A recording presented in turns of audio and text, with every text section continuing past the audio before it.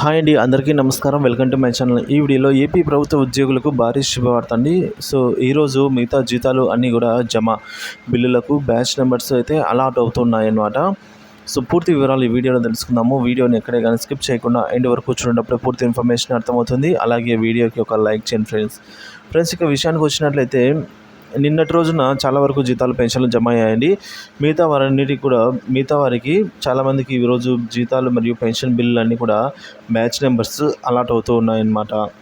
So అవన్నీ కూడా మనకి ఈరోజు మధ్యాహ్నం లేదా ఈవినింగ్ లోపల అవన్నీ కూడా పూర్తి స్థాయిలో జమ అయ్యే అవకాశాలు ఎక్కువగా ఉన్నాయండి. ఏమైనా టెక్నికల్ ఎర్రర్స్ ఉన్నవి తప్ప మిగతావన్నీ కూడా ఈరోజు జమ అయ్యేదానికి అవకాశం ఉందన్నమాట.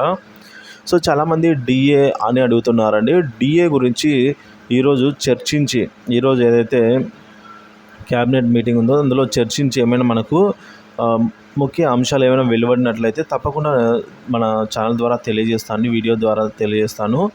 సో ఇక విషయానికి వచ్చినట్లయితే అది ఇలా ఉండగా మరి మెడికల్ రియంబర్స్మెంట్ మరో ఏడాది పొడిగింపు గురించి ఏపీ ప్రభుత్వ ఉద్యోగ పెన్షనర్లు ఇటీవల రాష్ట్ర ప్రభుత్వం గుడ్ న్యూస్ చెప్పింది. సో ప్రభుత్వ ఉద్యోగులకు మెడికల్ రియంబర్స్మెంట్ పథకాన్ని మరొక ఏడాది పొడిగించింది.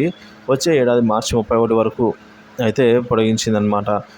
ఎంప్లాయీస్ హెల్త్ స్కీమ్కు సమాంతరంగా మెడికల్ రియంబర్స్మెంట్ పథకంలో అమలు ఉంటుందని ఏపీ వైద్య ఆరోగ్య శాఖ ప్రధాన కార్యదర్శి ఎంటీ కృష్ణబాబు ఇటీవల ఉత్తర్వులు కూడా జారీ చేసి ఉన్నారు. ఇంకో అప్డేట్ ఏంటంటే భారీగా పదవి విరమణలు జరిగాయండి రాష్ట్రంలో. బుధవారం భారీగా అయితే ప్రభుత్వ ఉద్యోగుల పదవి విరమణలు జరిగాయన్నమాట. గత ప్రభుత్వం ఉద్యోగ విరమణల ఆర్థిక భారం నుంచి తప్పించుకునేందుకు ఉద్యోగుల సర్వీస్ను 2 ఏళ్లు పొడిగించింది. ఆ విషయం తెలిసిందే. ఈ పొడిగింపు తేదీ అనేది డిసెంబర్తో ముగిసినా కూడా జనవరి నుంచి విరమణలు మొదలయ్యాయి.